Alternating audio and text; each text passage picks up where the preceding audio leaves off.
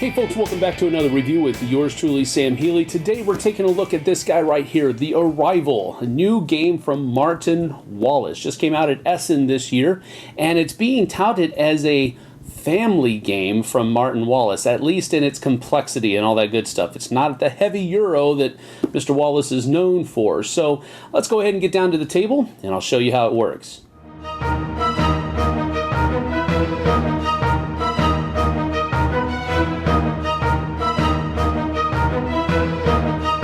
Now, in a game of The Arrival, each player is taking on the role of a chieftain, an ancient Irish chieftain that is trying to fight back the hordes of Fomori that are invading from the north. And in order to do that, they have to fight them, and their corruptive influence is affecting the tribes.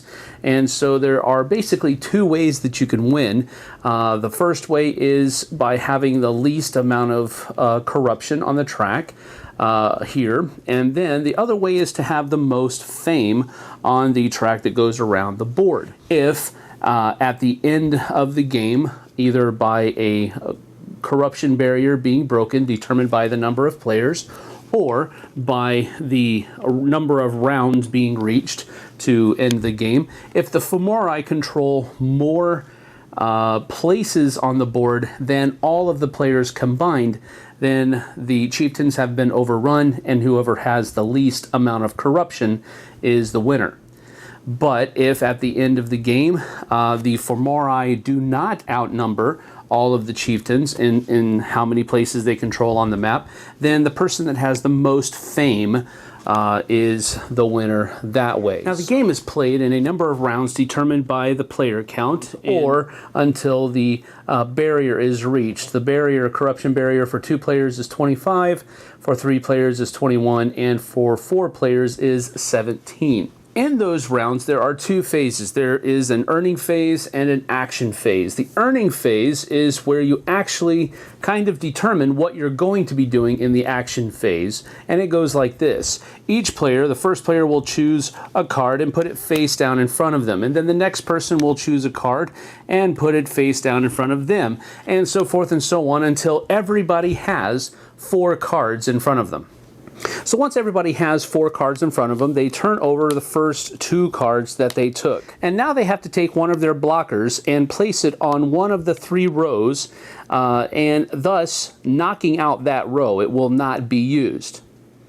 So with the first thing here, I think these are both pretty simple things. I'm going to knock out this row and keep these 2 rows around. Now, once everybody has chosen their first blocking row, then the 3rd card is turned over. And now we're going to look and see, wow, we're going to be drawing a lot of Fomori on these rows, but this middle row here is already knocked out. We don't have to worry about that one. I'm going to go ahead and knock out this bottom row here because I think that'll give the best leverage. And then the final card is turned over, and no further placement is necessary because the 2 blockers have already been placed. So these 2 rows on this card are not going to happen. So on this top row here, it shows that we're going to be getting 1, 2 tactic cards. We're also going to be drawing 1, 2, 3, 4, 5 building discs to fortify my cities. I'm going to be getting 2 fame points. I'm also going to be getting 1, 2, 3 sword tokens that I can fight the Fomori with, but I'm also going to have to be drawing 5, 6 Fomori, which means I'm also going to be taking 6 corruption on this turn as well. So with my 2 tactic tile tokens over there, I'm going to be able to choose 2 of these things here. Now, they do different things. For example, this one will give me -3 corruption on the corruption track. This one will allow me to move a blocker on one of my cards over there after we have revealed that 4th card. These will allow me to switch 2 Fomori from a couple of different places on the board, and then these are simply giving extra fame points for every village that you have under your control in this specific province on the board. So I'm going to go ahead and choose this one. And I'm also going to choose this one right here, simply because it has the most points. And then once I've chosen those, 2 more are flipped over to take their places. and I can move on to collecting my other earnings. The next icon here is swords. So I'm going to be getting 1, 2, 3 swords. So I would just go over here to the sword pile, gather my 3 swords, and put them into my tableau.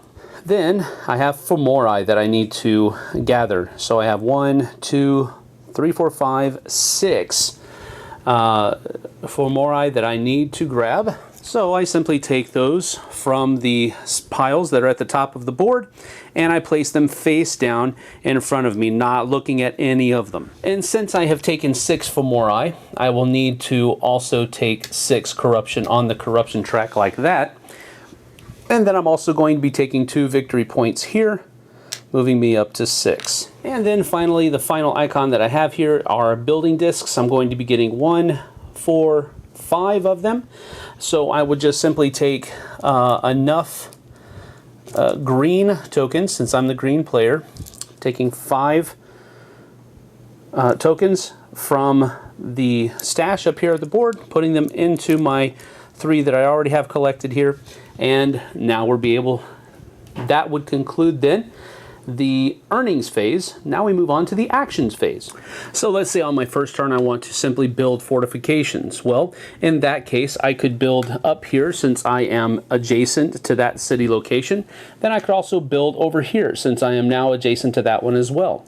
So I've built fortifications, those 2. Now on my next turn, if I wanted to continue building fortifications, I could place 2 on top of one of those 2 cities that I've already done, or I could continue to grow and build fortifications like this.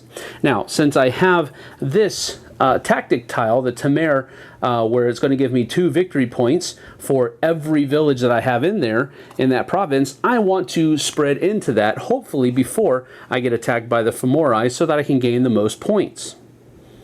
And then maybe on my next turn, I want to spread even further like this.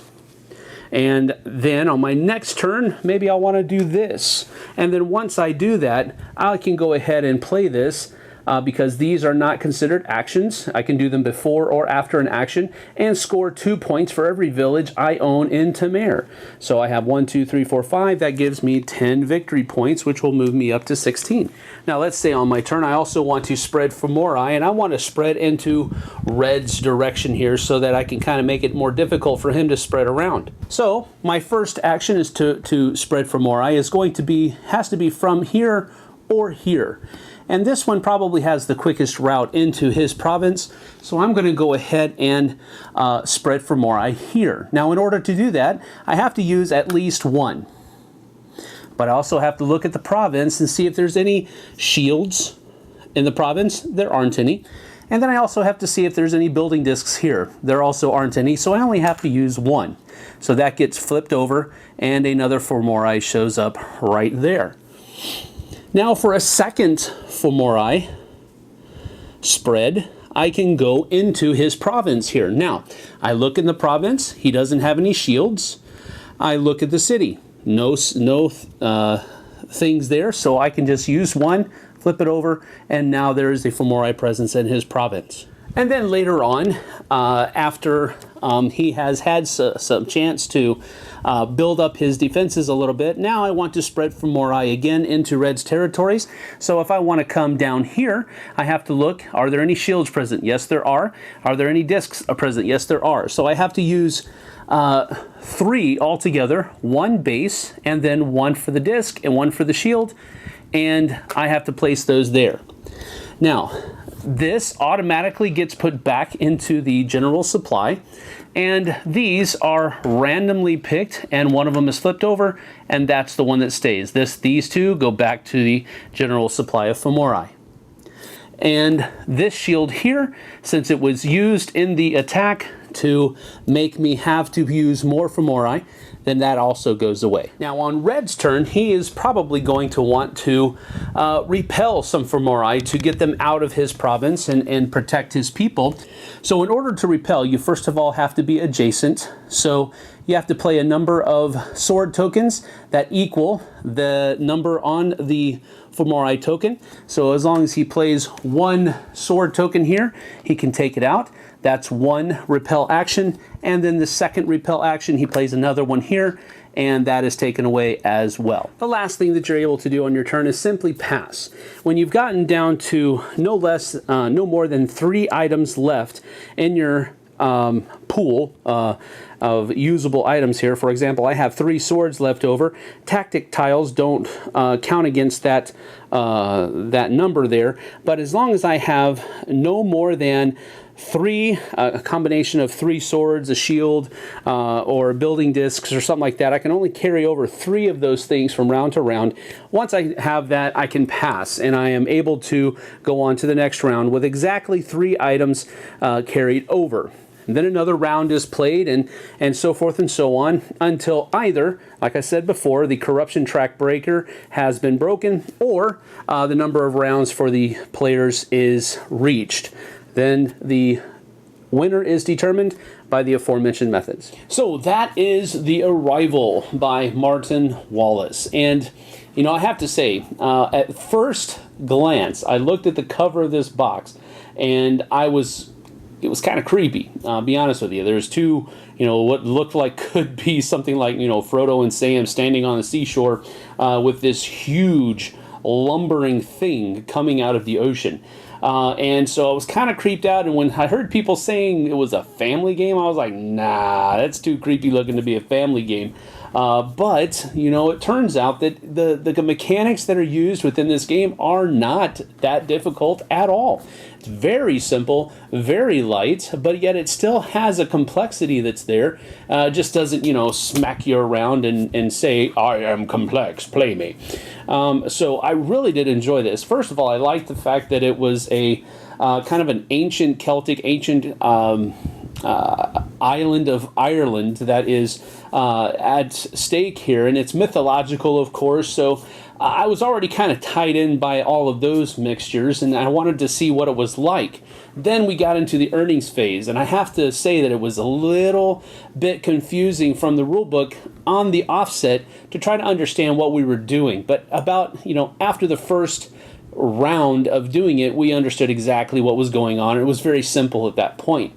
But that earning phase mechanism is what really kind of hooked me as far as the gameplay was concerned on the offset.